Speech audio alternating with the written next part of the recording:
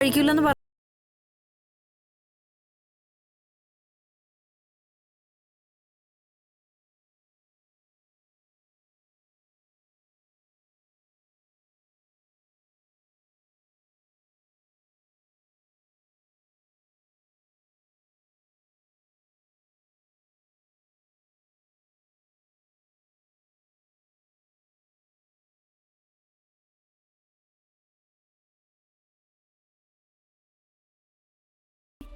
അത് നടന്നില്ലമ്മേ.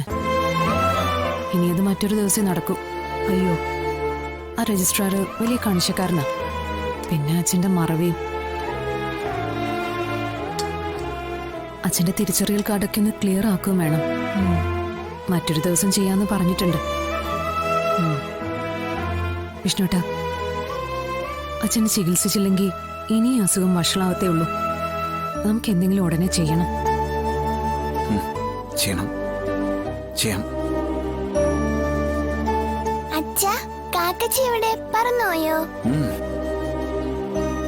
കാക്കച്ചി ഇവിടെ തന്നെ ഉണ്ട്.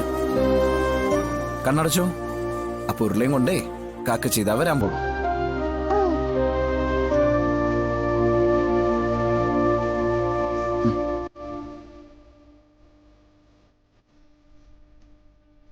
അപ്പൊ ഇനി പപ്പിമോൾക്ക് തരാൻ പോവാ.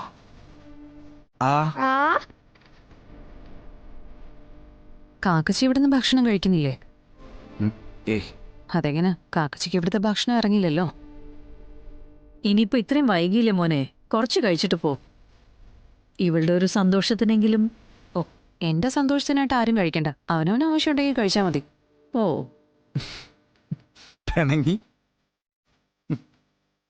ദൈവമേ. ആ ശ്യാമേ, നീ ഇരിക്കേ. രോഹിത്തിന് എന്തെങ്കിലും വേണമെങ്കിൽ ഞാൻ വിളമ്പി കൊടുക്കാം. എല്ലാരും കൂടി ഒന്നിച്ചിരുന്ന് ഭക്ഷണം കഴിക്കാൻ എപ്പോഴും പറ്റുന്ന കാര്യമല്ലല്ലോ. ഞാൻ സാവധാനം കഴിച്ചോളാം അമ്മേ. അതെ, എല്ലാരും നന്നായിട്ട് കഴിച്ചേക്കണം. എല്ലാരും ഉണ്ടാവുമെന്ന് കരുതി ഞാൻ എല്ലാം കൂടുതലാണ് ഉണ്ടാക്കി വെച്ചിരിക്കുന്നത്. കഴിച്ചില്ലെങ്കിൽ അപ്പുറത്തെ പശുവിന്റെ പിന്നാലെ രാവിലെ ഇതും കൊണ്ട് ഞാൻ ഓടേണ്ടി വരും.